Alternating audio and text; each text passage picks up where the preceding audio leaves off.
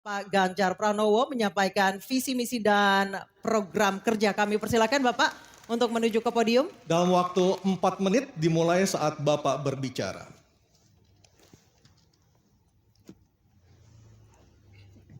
Terima kasih. Selamat malam Bapak Ibu sekalian yang hari ini hadir di studio dan tentu saja yang menyaksikan melalui tayangan televisi atau streaming. Kami membaca sekaligus mencatat persoalan luar negeri, pertahanan keamanan, dan tentu saja dari 3 ini kami akan menyampaikan poin per poin. Yang pertama terkait dengan politik luar negeri kita. Politik luar negeri kita adalah alat untuk negosiasi terhadap dunia luar, tapi kepentingan nasional harus nomor 1. Kenapa itu menjadi penting? Karena kita mesti betul-betul bisa melakukan redefinisi terhadap politik luar negeri yang bebas aktif, yang disesuaikan dengan kondisi kekinian. Ini penting karena apa? Karena kita perlu untuk memilih, memilah, dan memprioritaskan yang menjadi kekuatan, keinginan dari bangsa dan negara ini. Rakyat butuh bekerja. Rakyat butuh lapangan kerja lebih banyak. Investasi harus lebih banyak. Maka kita mesti memperkuat infrastruktur diplomasi kita, duta besar, para diplomat, dan tentu saja inilah yang mesti kita berikan penugasan-penugasan untuk membereskan persoalan-persoalan kepentingan ekonomi nasional dalam konteks kekinian. Dan tentu saja kita tidak pernah lupa, Indonesia selalu setia pada kesepakatan yang pernah diambil. Dekolonisasi yang dilakukan mendorong, meyakinkan kita semua untuk membebaskan seluruh bangsa tanpa boleh mengintervensi satu dengan yang lain. Dan inilah komitmen kita pada kemerdekaan Palestina yang kita dukung terus-menerus. Maka kalaulah kemudian itu kita kerjakan, beberapa problem krisis iklim barangkali akan kita selesaikan dengan membawa pola-pola diplomasi sesuai dengan kekinian yang diperlukan. Atau barangkali kepentingan UMKM yang mesti kita bawa ke dunia internasional seperti praktek yang pernah kami lakukan di Jawa Tengah. Dan itu membuat masyarakat akan merasakan politik luar negeri jauh lebih baik. Pertahanan, sistem pertahanan rakyat semesta mesti kita dorong, kita lapisi dengan pertahanan yang betul-betul berlapis dan kita jadikan benteng pertahanan Nusantara sebagai sebuah satu kesatuan. Dan kita perlu melakukan penataan gelar pasukan karena IKN menjadi pusat gravitasi baru. Dan ini bagian dari antisipasi terhadap tarung global antara Amerika Serikat dan Tiongkok. Untuk itulah pertahanan kita mesti masuk pada wilayah 5.0 dengan teknologi sakti, dengan rudal hipersonik, senjata cyber, sensor kuantum, dan sistem senjata otonom. Dan itu bisa dilakukan kalau anggaran dari Kemenhan itu 1-2% dari PDB. Sehingga MEF kita akan bisa tercapai. Karena ini yang mengerikan di 2024 saya khawatir ini tidak akan tercapai. Untuk keamanan, terorisme, narkoba, pinjaman online, judi online, kekerasan seksual, ini perlu mendapatkan perhatian termasuk TPPU.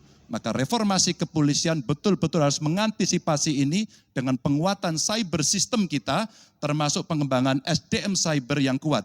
Polisi yang menjadi pengabdi masyarakat betul-betul akan bisa mengayomi. Seperti kemudian pada saat saya bertemu dengan Ibu Mary Hugeng. Bagaimana Ibu Mary menceritakan bahwa polisi kita mengayomi dengan kesungguhan. Polisi kita hidup dengan sangat sederhana dan mereka punya integritas yang tinggi. Sebagai anak polisi, saya paham betul ini sesuatu yang sulit dan pasti akan bisa kita lakukan. Dan tentu saja inilah capaian-capaian yang akan kita lakukan oleh Ganjar Mahfud. Bismillah. Insya Allah kami siap. Baik, terima kasih Bapak Ganjar Pranowo. Kami persilakan kembali ke tempat Pak Ganjar. Kami persilakan kepada Bapak Anies Rashid Baswedan untuk menuju podium menyampaikan visi, misi, dan program kerja dengan waktu 4 menit.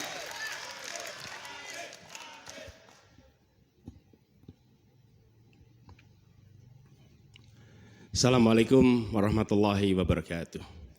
Selamat malam dan salam sejahtera untuk semuanya. Bapak Ibu sekalian, saudara-saudara sebangsa, setanah air yang saya hormati, yang saya cintai. Ketika kepercayaan dari Ibu dan Bapak saudara sekalian diberikan kepada kami, maka kami insya Allah akan mengembalikan posisi Indonesia menjadi pelaku utama di dalam konstelasi global. Indonesia tidak hadir sebagai penonton, tapi Indonesia hadir sebagai penentu arah perdamaian, kemakmuran bagi seluruh bangsa di level global maupun di level regional. Kami merencanakan bagaimana kekuatan Indonesia, kekuatan kebudayaan, kekuatan kesenian, kekuatan ekonomi ikut mewarnai kancah dunia. Kita ingin film kita, seniman kita, kuliner kita, diplomati kita, para diaspora kita menjadi fenomena dunia, hadir mewarnai kancah internasional.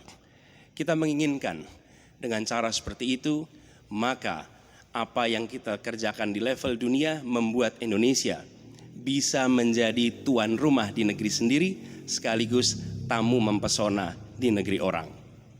Dan Presiden menjadi panglima diplomasi Indonesia.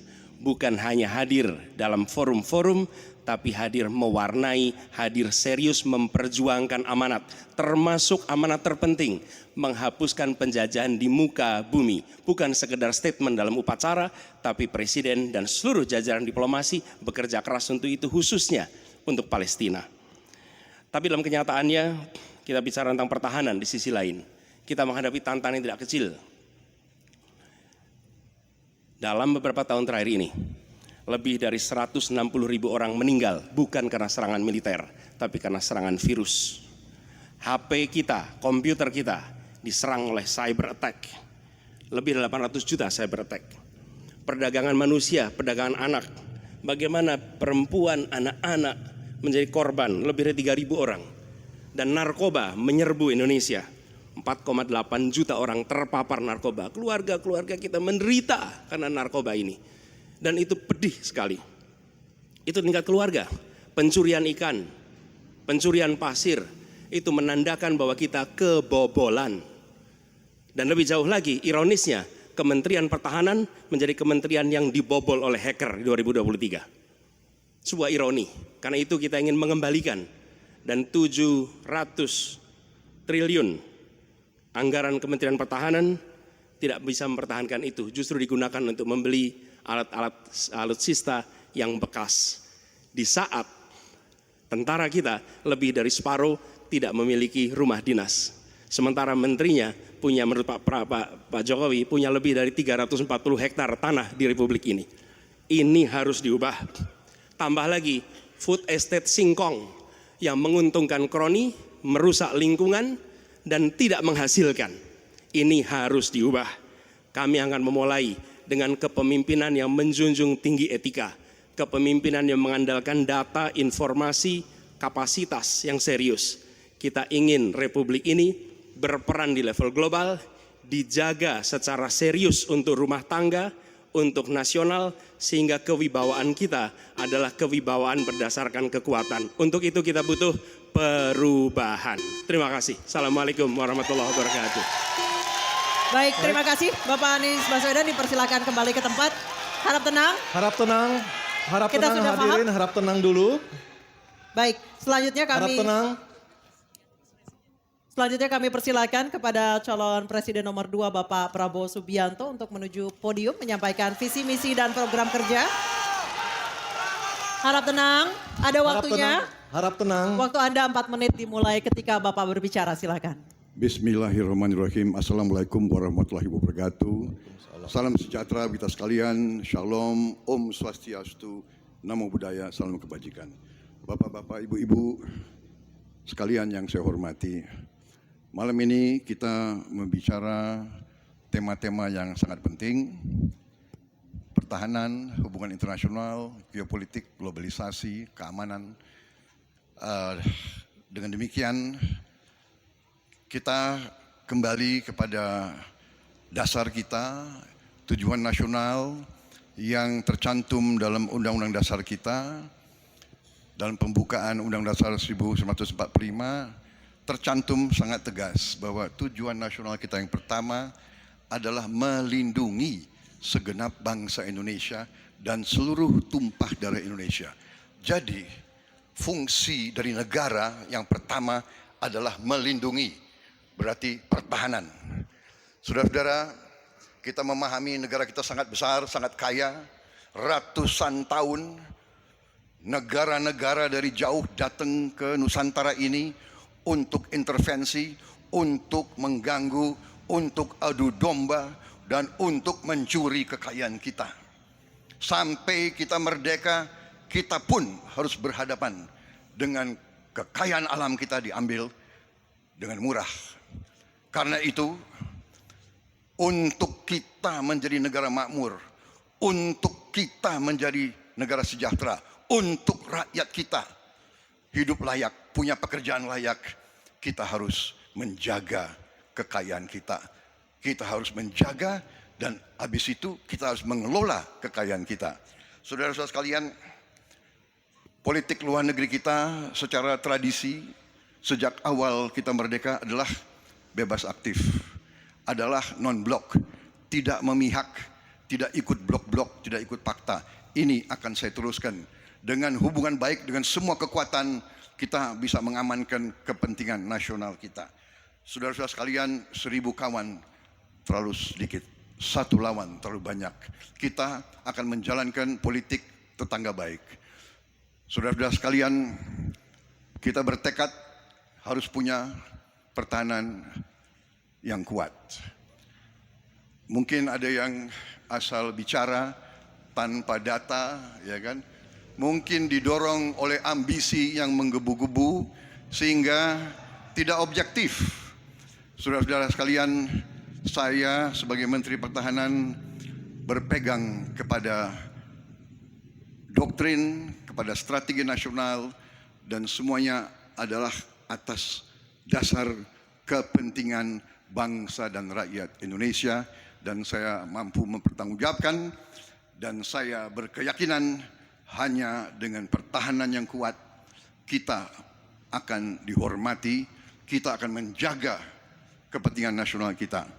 Kalau kita buka buku ilmu pengetahuan yang paling dasar, kekuatan nasional harus ada kekuatan militer.